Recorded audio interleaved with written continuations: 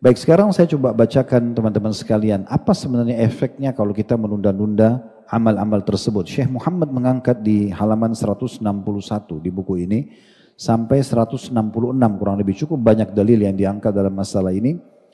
Di antaranya surah Al-Anfal ayat 25 yang bunyinya, "Wattaqu fitnatan la tusibanna alladziina zalamu minkum khassah wa'lamu annallaha syadidul iqab." Dan takutlah kalian terhadap fitnah atau musibah yang tidak khusus menimpa orang-orang zalim saja di antara kalian. Dan ketahuilah bahwasanya Allah amat keras siksaannya. Ini bisa bermakna dua ayatnya. Yang pertama, wahai Rasulullah, bagaimana pendapat anda jika ada seseorang yang masuk ke rumahku dan membentangkan tangannya untuk membunuhku?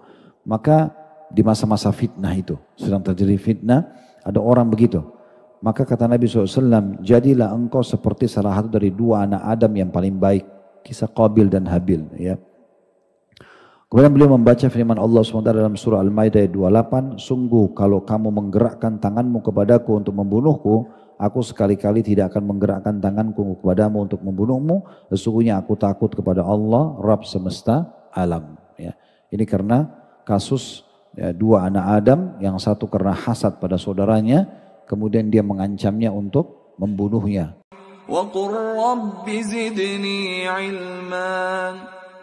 Baik teman-teman sekalian, salah satu ciri khas agama kita itu adalah semangat, ya, semangat, optimis.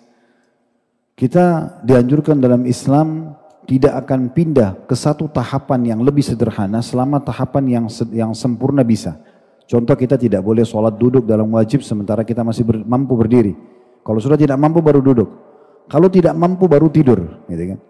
Ada sebuah pesan penting di situ, bahwasanya memang kita diperintahkan untuk selalu melakukan sesuatu yang sempurna dan semangat. Belum lagi kita tahu hadis Nabi SAW, saya tidak suka dengan kalimat pesimis dan saya suka dengan al-fa'al. Dan waktu ditanya apa itu al-fa'al, kata Nabi SAW kalimat optimis. Saya bisa, saya mampu, selalu semangat. Hadis Nabi SAW yang sering kita sampaikan, bagaimana kalau di tangan seseorang dari kalian masih ada bibit tanaman dan dia tahu besok kiamat, tetap dia tancapkan. Bagaimana Abdullah bin Umar radhiyallahu anhu pernah menanam bibit pohon kurma sementara rambutnya sudah uban putih semuanya, jenggotnya putih, umurnya sudah sangat tua.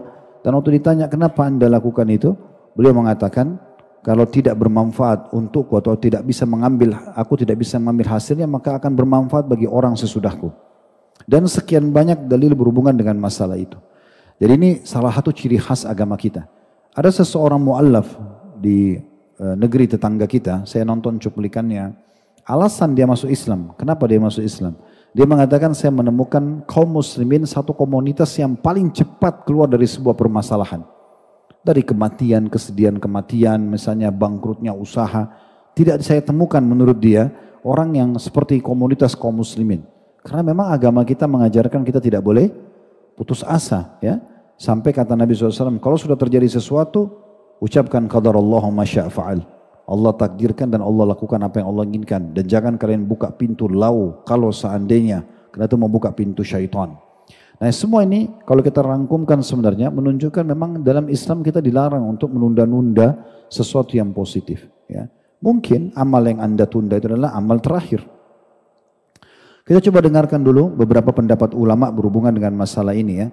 Seperti perkataan Ibnu Qayyim rahimahullah berhubungan dengan masalah ini.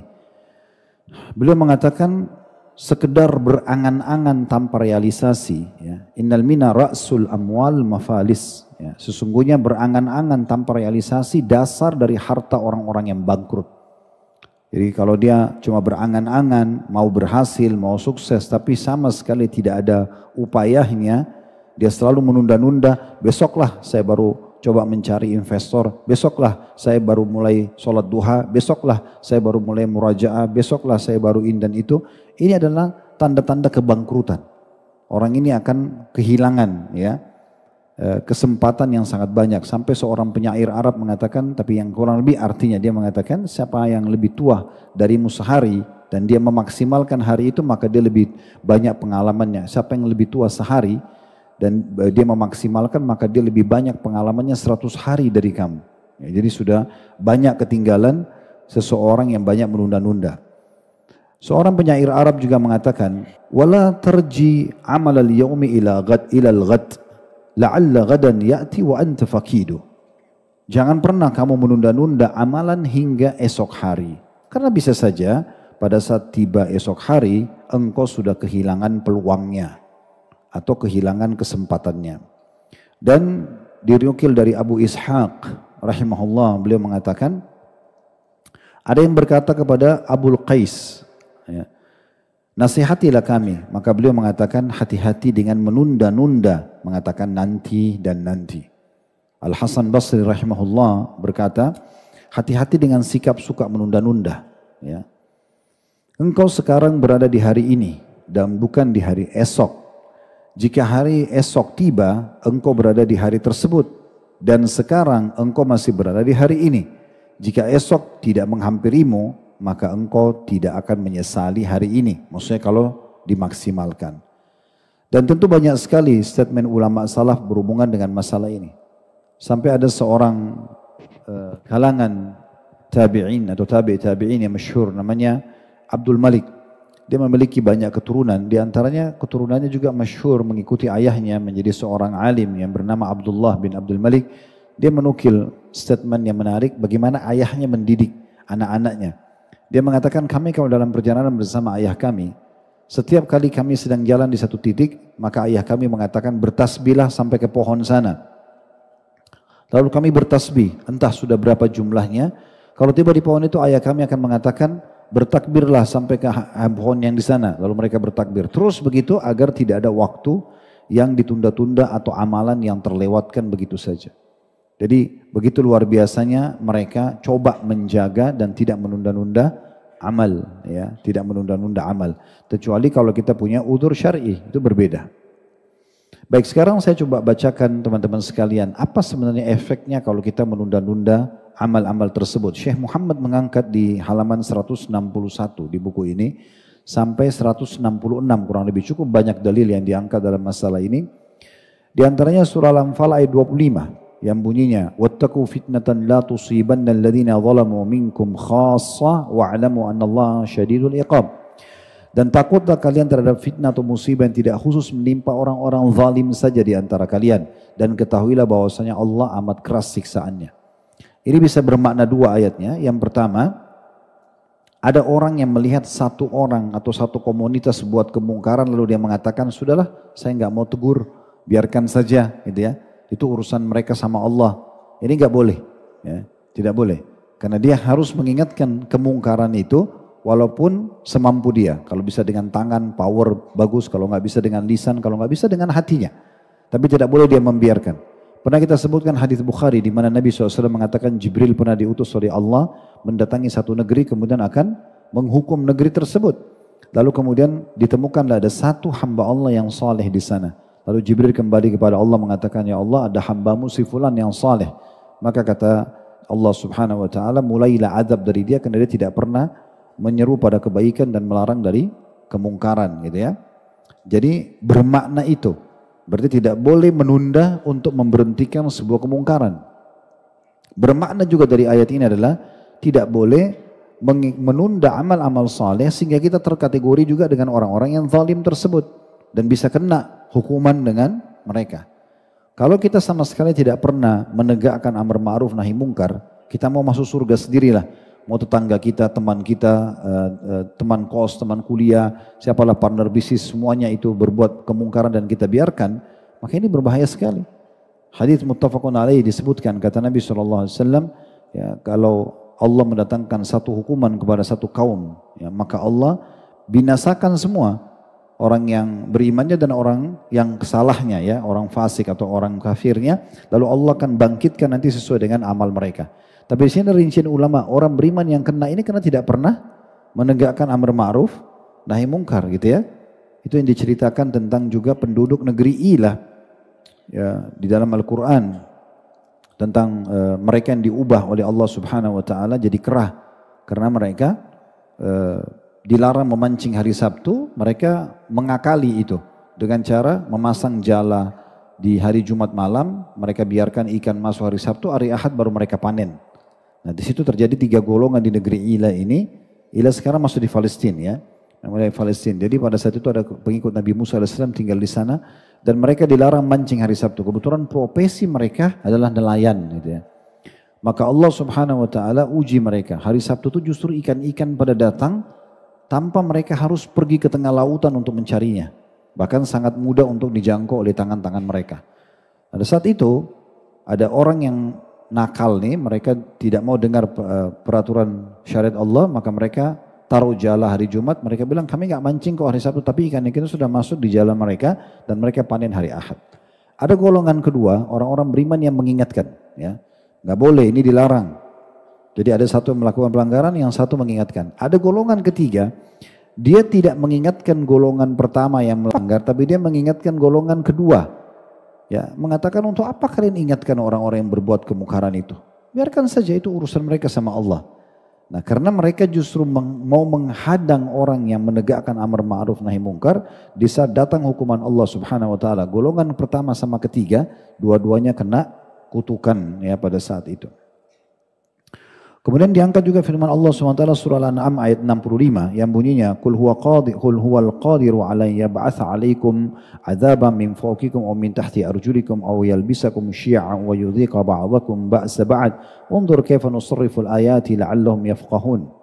Katakan hai Muhammad, dialah yang berkuasa untuk mengirimkan azab kepada kalian dari atas kalian atau dari bawah kaki kalian, atau dia mencampurkan kalian dalam golongan-golongan yang saling bertentangan dan merasakan kepada sebagian kalian keganasan sebagian yang lainnya. Perhatikanlah betapa kami mendatangkan tanda-tanda kebesaran kami silih berganti agar mereka memahaminya. Makna ayat ini ya, yang bisa kita ambil korelasinya dengan bahasan kita adalah kalau kalian terus menunda-nunda amal saleh sehingga kalian lalai, apalagi terus dalam perbuatan dosa, maka setiap saat bisa saja hukuman Allah datang. Nah, kasus menunda-nunda tadi. Ya. Kemudian beliau menguatkan ini dengan riwayat Ibnu Amr radhiyallahu anhum ajma'in. Dia berkata, kami bersama Rasulullah SAW dalam sebuah perjalanan. Kemudian kami singgah di sebuah tempat. Di antara kami ada yang memperbaiki kemahnya, ada di antara kami yang berlomba memanah, dan ada di antara kami yang berada di atas kendaraannya. Lalu penyeru Rasulullah SAW pun menyeru hadirilah salat yang mengumpulkan atau salatul jami'ah. Kemudian kami berkumpul kepada Rasulullah SAW dan beliau bersabda dalam sebuah hadis yang sedikit agak panjang. Wa innahu lam yakun nabiyyun qabli illa kana haqqan alaihi ayyadulla ummatahu ala khairin ma ya'lamuhu lahum wa yunzirahum syarra ma ya'lamuhu lahum. Wa inna ummatakum hadhi ju'ila aqibatuha fi awwaliha wa sayusibu akhiraha bala'un wa umurun tunkirunaha wa taji'ul fitnatu fayurafiqu ba'duha ba'dan wa taji'ul fitna fayaqulul mu'min hadhihi muhlakati thumma tankashifu wa taji'ul fitnatu fayaqulul mu'min hadhihi فمن أحب أن يزهزه عن النار ويدخل الجنة فلتأتي منيته وهو يؤمن بالله واليوم الآخر وليأتي إلى الناس الذي يحب أن يؤتى إليه ومن بايع إماما فأعطاه صفقة يده وثمرة قلبه فليطعه إن استطاع فإن جاء آخر ينازعه فاضربوا عنق الآخر رواه المسلم.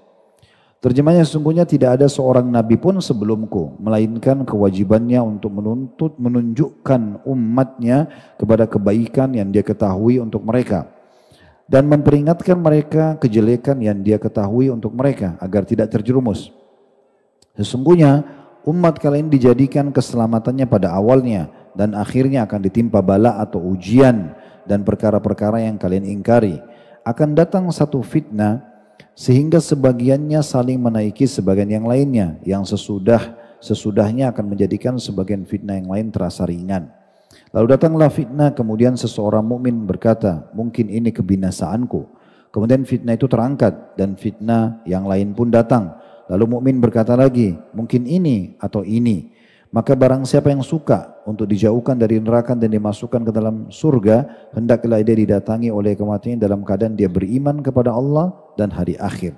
Dan hendaklah dia mendatangi orang-orang yang Allah suka untuk didatangi kepadanya, maksudnya dengan cara baik. Barang siapa yang membaiat seorang imam, maka berikanlah kepadanya telapak tangannya dan buah hatinya atau sumpah yang murni. Dan taatilah dia jika dia mampu. Jika datang orang lain menyelisihi pemimpin atau imam tersebut, maka penggallah leher orang itu. Hadis ini diriwayatkan oleh Imam Muslim. Hadis ini kita bagi menjadi beberapa faedah. Yang pertama, adanya informasi dari Nabi SAW tentang kewajiban semua nabi-nabi, yaitu menyampaikan semua amanah syariat, baik itu perintah mengerjakan perbuatan wajib ataupun sunnah hukumnya, dan juga mengingatkan tentang larangan, baik itu haram ataupun makruh kepada umatnya.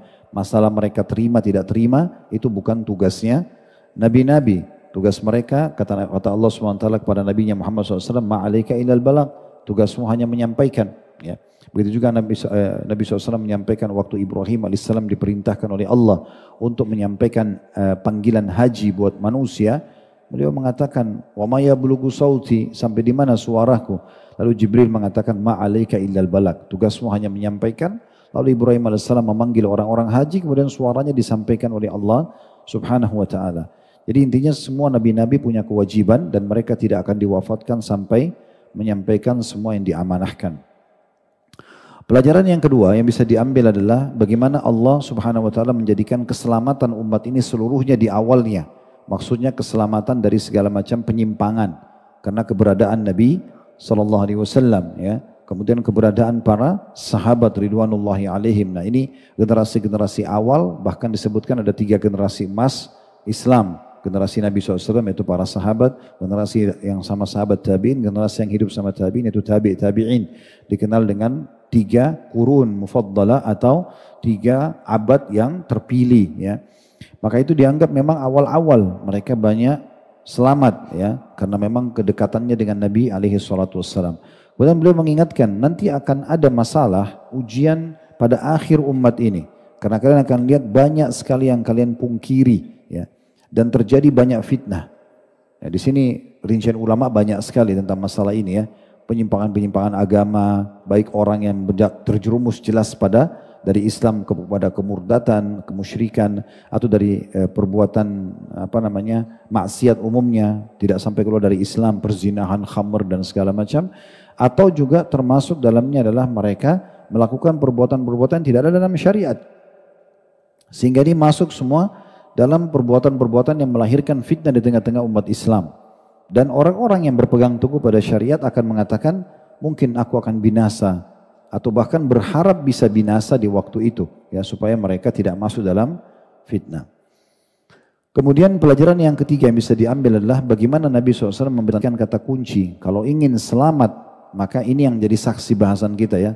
Jangan seseorang di antara kalian meninggal dunia kecuali dalam kondisi dia beriman kepada Allah dan hari akhir. Tentu ini diikuti dengan amal saleh, ya, dengan amal saleh. Dia tidak menunda-nunda amal salehnya. Dia ikuti dengan keimanan dan amal saleh.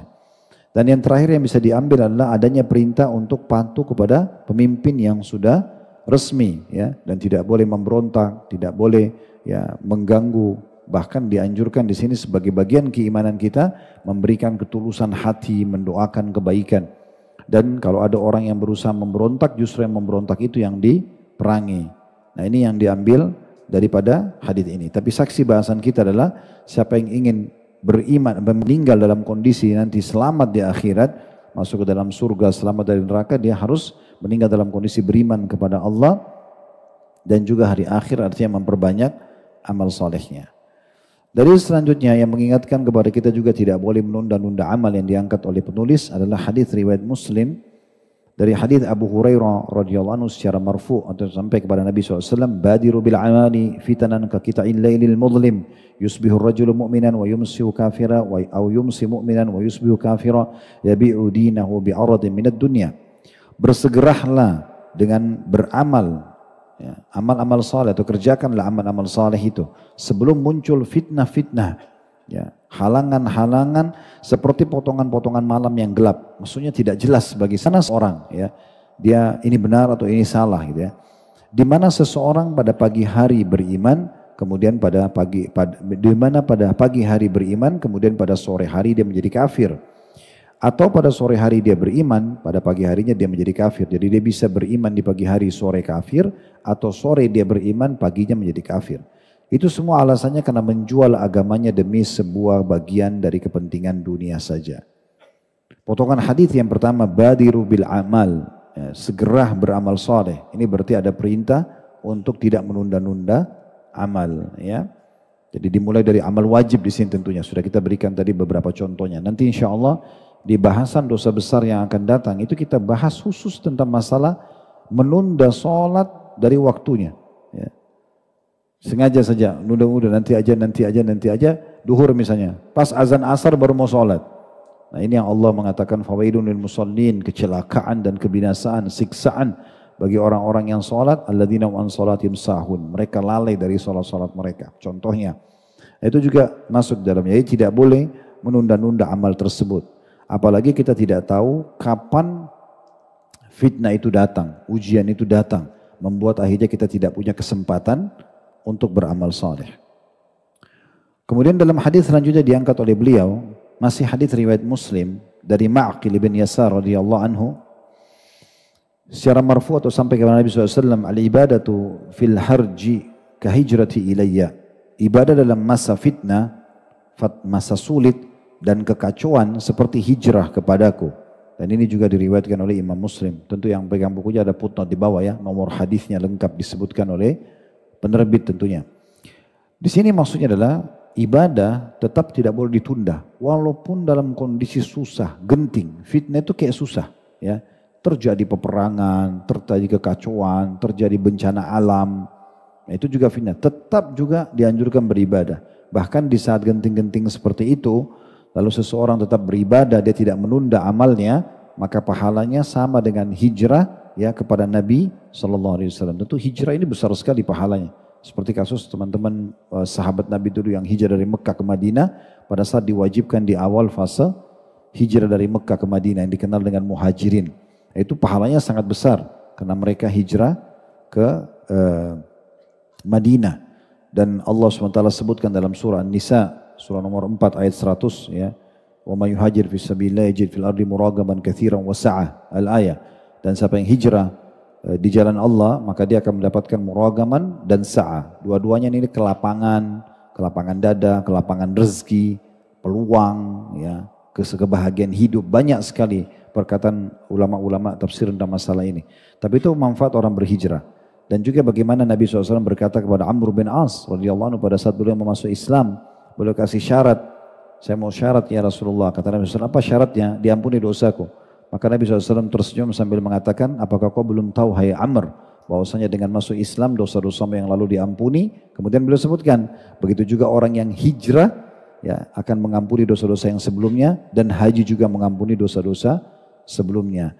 Jadi memang di sini diberikan keutamaan bagi orang yang tetap tidak menunda amalnya di saat-saat genting, apalagi kalau lagi di saat santai gitu ya, maka itu akan mendapatkan pahala yang sangat besar.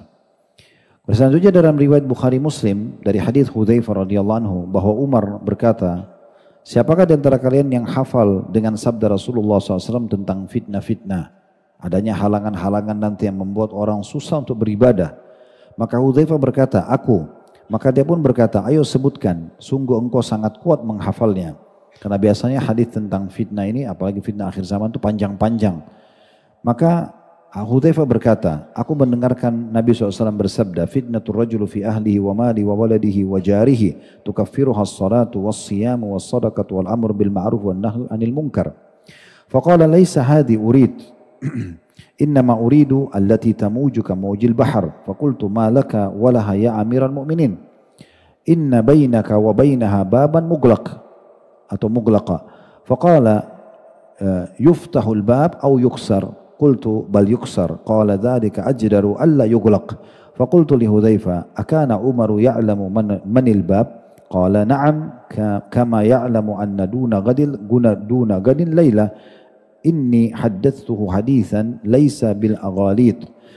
Fahibna an nas'alahu min manil bab faqulna li Masruqin as'alhu fasa'alahu faqala Umar. Ini cukup panjang riwayatnya, terjemahannya adalah kata Nabi SAW, fitnah atau ujian seseorang pada keluarganya akan datang nanti masa di mana seseorang tersibukkan dengan keluarganya sehingga dia kerepotan untuk mengerjakan ibadah, atau tersibukkan dengan hartanya, bisnisnya, sampai dia lupa majelis ilmu, dia tunda sholat dan segala macam, atau anak-anaknya, atau bahkan tetangganya.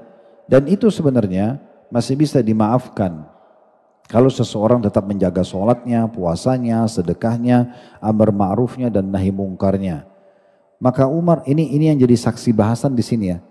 Lanjutan hadis ini sebenarnya adalah penulis ingin menukil lengkap riwayatnya, tapi saksi bahasan kita di sini artinya jangan sampai menunda-nunda amal soleh, termasuk di masa-masa genting, masa fitnah sedang terjadi. Kemudian Umar berkata, bukan hadis itu yang aku inginkan. Aku hanya ingin hadis tentang fitnah yang menggoncangkan seperti ombak samudra. Maksudnya ada hadis Nabi yang menjelaskan nanti akan terjadi peperangan, akan terjadi kekacauan, akan terjadi dan itu. Saya ingin hadis itu yang seperti ombak yang datang menyerang umat ini gitu. Maka Hudzaifah mengatakan, ada apa antara anda dan fitnah itu, wahai Amir Mukminin? Sesungguhnya antara anda dengan fitnah itu ada sebuah pintu yang tertutup. Jadi sebenarnya Hudzaifah sama Umar dua-duanya saling faham nih. Yang lain orang banyak tidak faham tentang masalah yang dimaksudkan di sini. Maka Umar berkata, apakah pintu itu akan terbuka sendiri atau dirusak? Maka kata Hudzaifah, dirusak. Kemudian Umar berkata, kalau begitu pintu itu pantas untuk tidak tertutup lagi. Nah, supaya saya ringkaskan saja, yang dimaksud dengan pintu di sini adalah kematian Umar radhiyallahu anhu. Karena memang selama Umar hidup, maka tidak ada fitnah terjadi di tengah-tengah umat. Setelah Umar meninggal dunia, terjadilah prosesi pembunuhan Utsman, munculnya kaum Khawarij, terjadi peperangan di antara Ali dan Muawiyah, Ali dengan Aisyah, pasukan yang dikenal dengan pasukan Jamal, itu kisah panjang dan seterusnya itu karena terjadinya setelah meninggalnya Umar radhiyallahu anhu. Makanya Hudzaifah bilang, untuk apa anda bertanya itu Amir Mukminin? Sementara antara anda sama fitnah itu nanti ada pintu. Umar sudah paham kalau itu dirinya. Maka Umar tanya, pintu itu dirusak? Maksudnya saya nanti dibunuh atau memang terbuka sendiri? Saya mati biasa aja. Maka kata Hudzaifah, dirusak. Umar sudah faham itu. Maka kata Umar, kalau begitu sudah pantas pintu yang dirusak itu tidak bisa ditutup lagi. Kemudian kata perawi, aku bertanya kepada Hudzaifah, apakah Umar mengetahui siapa pintu itu? Hudzaifah mengatakan, iya, sebagaimana dia mengetahui bahwa malam adalah sebelum besok siang. Maksudnya sebagaimana ini malam, ini datang sebelum besok pagi. Pasti malam dulu baru besok pagi. Seperti terangnya orang tahu setelah malam besok pagi, begitu Umar tahu siapa pintu itu. Kemudian dikatakan, sesungguhnya aku menceritakan hadis ini kepadanya semisal hadis yang tidak tersembunyi atas Umar. Kemudian kami perawi merasa segan untuk bertanya kepada Hudzaifah siapakah pintu itu. Dan kami berkata kepada Masruq, salah satu tabi'in, tanyakan Hudzaifah. Kemudian dia pun menanyakan kepada Hudzaifah dan Hudzaifah mengatakan pintu itu adalah Umar. Tapi ini kisah yang terakhir tadi saya bilang panjang lebar, itu pelengkapan riwayat. Yang kita ingin titik beratkan, itu bersabda Nabi SAW, sungguhnya ya tadi ya fitnah terjadi ya, dan harusnya seseorang menjaga sholatnya dan ibadah-ibadahnya. Selanjutnya hadis riwayat Muslim diangkat juga oleh beliau dari hadis Abu Bakar radhiyallahu anhu secara marfu atau sampai kepada Nabi SAW, innaha satakunu fitan ala thumma takunu fitnah al-qaidu fiha khairu minal mashi wal mashi fiha khairu minas sa'i ilaiha ala fa idza nazalat aw waqa'at faman kana lahu ibilun falyulhaq bi ibilihi atau falyalhaq bi ibilihi wa man kanat lahu ghanamun falyalhaq bi ghanamihi wa man kanat lahu ardun falyalhaq bi ardihi. Faqala rajul ya Rasulullah ara'aita man lam yakun lahu ibilun wala ghanamun wala ard. Qala ya'midu ila sayfihi fayaduqqu ala haddihi bihajarin thumma liyanju in istata'a an-najah. Thumma qala Allahumma hal ballagtu? Qalaha thalathan. Faqala rajul ya Rasulullah ara'aita in ukrihtu hatta yuntalaq bi ila ahadis saffaini fayadribuni rajulun bisayfihi aw yaji'u sahmun fayaktuluni. Qala yabu'u bi ithmika wa ithmihi wa yakunu min ashabin nar. Terjemahannya kata Nabi SAW akan terjadi fitnah-fitnah. Akan banyak nanti fitnah yang terjadi yang membuat mungkin orang lalai dari amal-amal saleh. Maka jangan tunggu itu terjadi. Di waktu masih lowong kayak sekarang, cuaca bagus, negara aman, dan segala macam ibadah segera. Ya, kalau kayak teman-teman kita sekarang di Palestina, mereka kerepotan. Cuplikan terakhir yang sampai kepada kami itu, mereka tinggal di kemah itu sekecil, cuma pakai kertas biasa, sudah itu tempat tidur mereka, sudah itu kamar mandi mereka, sudah itu dapur mereka, sudah segala macam. Mereka kerepotan untuk bersuci saja susah sekali. Ya, nah, itu contohnya terjadi hal-hal yang di luar prediksi orang. Nanti kalau sudah seperti itu susah untuk ibadah. Tapi tetap dianjurkan tentu menjaganya ya. Akan terjadi fitnah-fitnah, ketahuilah Ya, kata Nabi SAW, kemudian akan terjadi satu fitnah. Orang yang duduk pada masa fitnah itu lebih baik daripada orang yang berjalan. Orang yang berjalan pada masa itu lebih baik daripada orang yang berlari kecil. Dan ketahuilah jika fitnah itu telah turun atau terjadi, maka barang siapa yang mempunyai unta, hendaknya dia menetapi untanya. Barang siapa yang mempunyai kambing, maka hendaklah dia menetapi kambingnya. Barang siapa yang mempunyai tanah, maka hendaklah dia menetapi tanahnya. Kesimpulannya hadis ini tentang masalah fitnah kalau terjadi keributan. Ini banyak ulama menarik hadis ini terjadi pada saat peperangan antara sahabat terjadi, ya, antara Muawiyah sama Ali, gitu kan? Waktu terjadi, kita tidak tahu di sini takbir sana takbir, siapa yang kita ikutin nih? Ya, terjadi fitnah-fitnah begitu. Kalau terjadi seperti itu kita tidak tahu kelompok mana yang benar, mana yang salah, lebih baik kita berlepas diri. Nabi SAW mengingatkan kalau ada unta bersama untanya saja, ada kambing menetapi kambingnya. Udah urus saja kambing itu atau unta itu. Ada tanahnya menetap di rumahnya. Udah jangan keluar. Seorang sahabat mengatakan, ya Rasulullah, apa pendapat anda tentang orang yang tidak punya unta, tidak punya kambing, tidak punya tanah? Kata Nabi SAW, dia pergi kepada pedangnya. Kemudian dia memukulkan bagian tajam pedangnya pada sebuah batu. Kemudian dia lari dengan segera jika dia mampu. Maksudnya tidak ikut-ikutan dalam fitnah itu. Ya. Ada orang biasa gitu, tawuran misalnya, ikut-ikutan, main serang sana sini, hanya karena fanatik kelompok, tidak paham. Mungkin dia salah, mungkin dia benar, tidak tahu kita, tidak jelas ya. Maka jangan ikut-ikutan dengan hal seperti itu. Lalu seseorang bertanya, wahai Rasulullah, apa pendapat anda jika aku dipaksa hingga aku dibawa ke salah satu dari dua barisan pasukan untuk berperang? Mau nggak mau? Ya. Kemudian seseorang membunuhku dengan pedangnya atau datang satu anak panah hingga akhirnya membunuhku. Maka dia berkata, ya kata Nabi SAW, dia orang yang memaksamu itu akan kembali membawa dosamu dan dosanya. Dan dia termasuk penduduk neraka. Dan dia termasuk penduduk neraka. Hadis riwayat Imam Muslim. Kalau kita ambil sebenarnya benang merah dari riwayat ini adalah bagaimana seseorang itu menghindari ya fitnah-fitnah yang bisa membuat dia terlalaikan dari ibadah. Gitu kan? Karena fitnah-fitnah terjadi.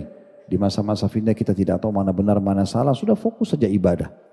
Bahkan ada hadis yang menganjurkan kita memperbanyak waktu di rumah kalau tidak ada sesuatu yang mendesak ya untuk keluar. Walaupun fitnah sedang tidak terjadi. Walaupun fitnah sedang tidak terjadi sehingga kita selamat dari bahayanya orang dan orang pun selamat dari bahaya kita. Kalau ada hajat silakan majelis ilmu, mendesak cari nafkah, apalah segala macam ke rumah sakit mungkin. Tapi kalau tidak membuang-buang waktu di luar rumah sehingga tidak ada manfaatnya, bahkan bisa membahayakan orang atau kita kena bahayanya orang lain, ini termasuk adalah larangan di dalam syariat Allah Subhanahu wa taala. Kemudian beliau mengangkat dalil terakhir dalam buku ini, hadis riwayat Abu Daud dari Sa'ad radhiyallahu anhu, tepatnya ini Sa'ad bin Abi Waqqas ya. Beliau bertanya, ya Rasulullah, ara'aita in dakhala alayya baiti wa basata yadahu liyaqtulani faqala kun ka khairi ibn Adam wa tala hadhihi al-aya la in basatta ilayya yadaka litaqtulani ma ana bi basit yadi ilayka liaqtulak inni akhafu Allah rabbal alamin.